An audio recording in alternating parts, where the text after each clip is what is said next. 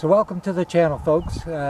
Today we're going to talk about things I would think seriously about doing differently in our roads.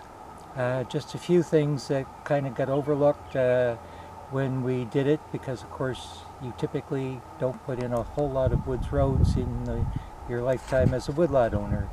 This is down to the bridge.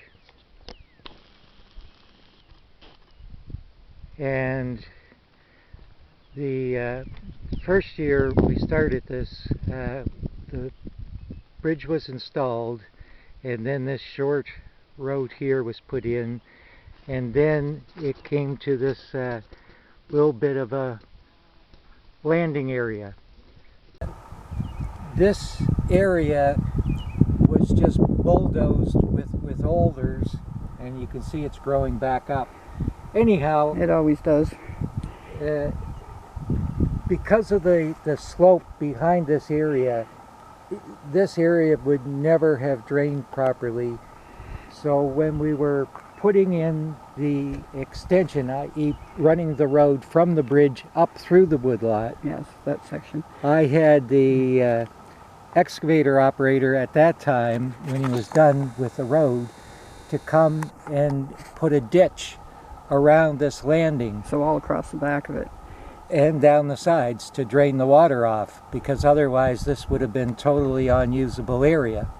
But in doing so, I gave him incomplete instructions and kind of screwed up.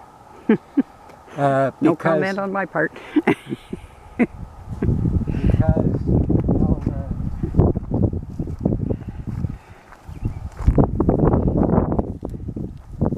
You're in a hole, Mr. Hickey. So you can see that this is the ditch. The problem is that the ditch went right straight down along the edge of the commercial road. Right down to where the bridge is.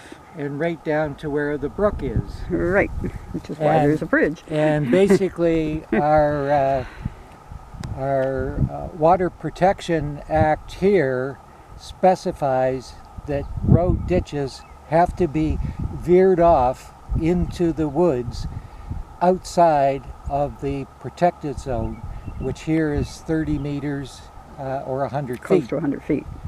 So what I then did... Okay, why don't we go down a little closer and have a look there. Okay. So what I then did is I put down these rocks so I could bring my tractor with the backhoe across this area, blocked off the water from being able to go down along the road, and then put in this ditch here that meets the requirements.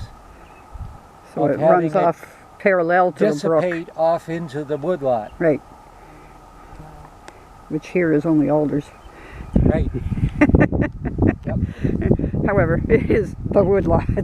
Yes, so be careful and make sure you really do understand your water course protection acts, and you know, because otherwise we can inadvertently screw things up. Okay, so I'm up the hill from the first landing where I was showing you, and one of the things I failed to do is I didn't mark any trees as do not cut. I had a fair idea of where the road was going, and my assumption was everything was not too bad. Well, about 2 years before that, we had discovered right here a sugar maple, the only sugar maple on the property. Now you can see, hopefully, the stump was hollow. He's half rotted. He's not in good shape. Oh, it's this one right over here. This one, there's actually two that are coming out from the same stump. Rotted in here. He was 25 foot tall or so. Had a two branch fork. But his crown looked beautiful. He looked healthy. Well, he obviously wasn't totally healthy. but he might have been a seed source, and because I didn't mark him, the contractor, doing what he thought was best, cut him. So I guess the lesson is, you know, don't let your contractor decide what trees get taken out and what trees don't. Do your best to go out and mark everything that you want to have saved. We're out here on a secondary road. This is what we would call a tractor road. Certainly not made for the big trucks to come in. And I hope the camera will pick it up, because what you're seeing is just a lot of regeneration. I would say 2-foot gray birch grasses, but mostly birch, particularly coming up in the center. And of course we harvested along the sides here, both sides of the road, and that puts a lot more sun on the road.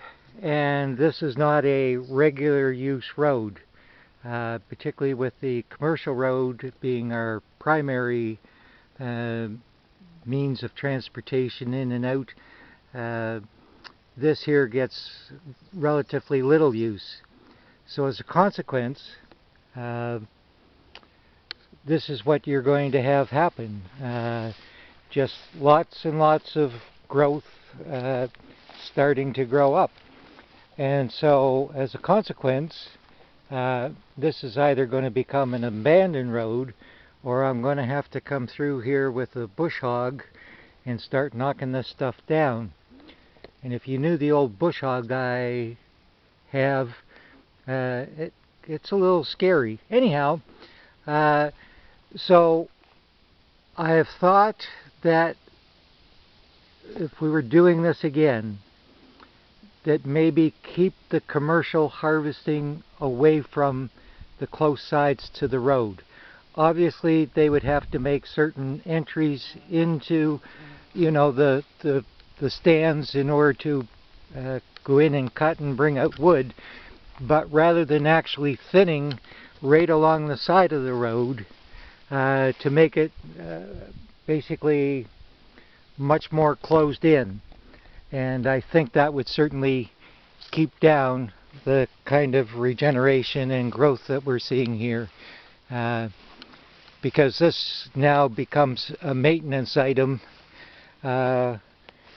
which previously, in the previous 10 years, wasn't an issue, and now it is.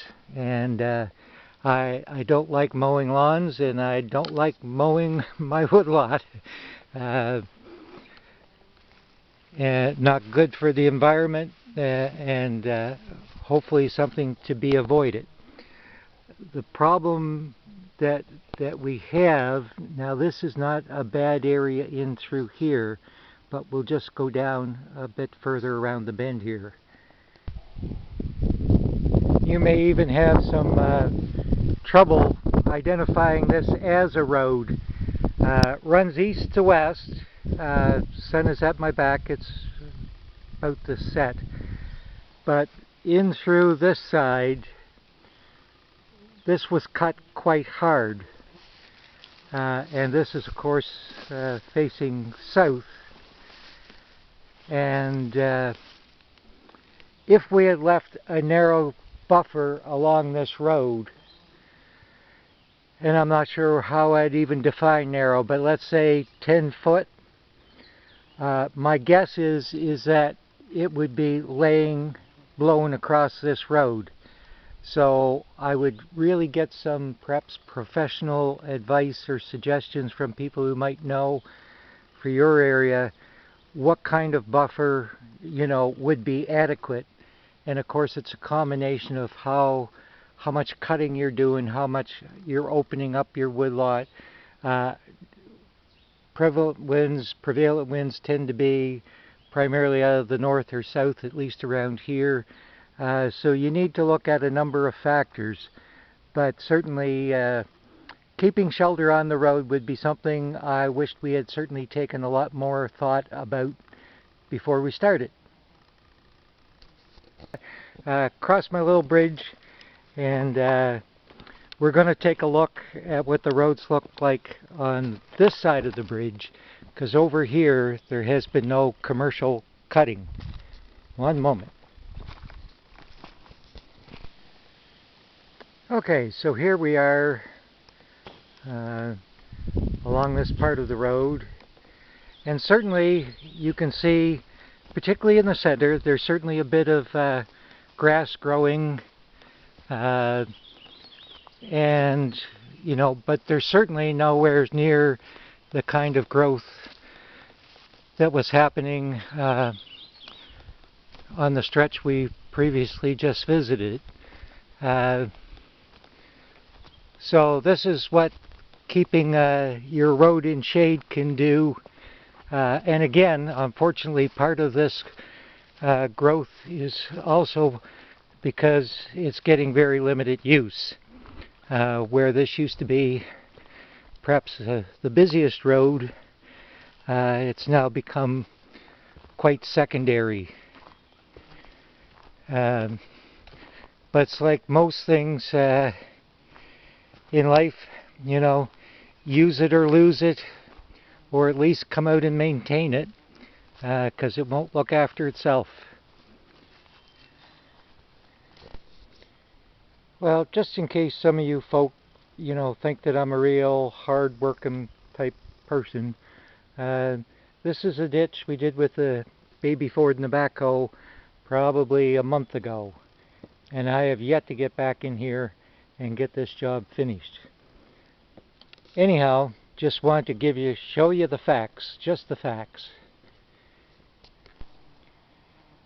In order to keep our carbon footprint as small as possible, the baby Ford is just parked up just a short ways from where he was digging the ditch, and he'll stay here until this job is done. I don't drive them back and forth in and out of the woods. They just stay, and keep hoping that we have the intruders off the property so that there won't be any serious problems. But so far so good. So if you enjoyed this video, please subscribe, hit the notification bell, comment, like. We really would appreciate your input of what you'd like to see more of. See you next time. Be safe.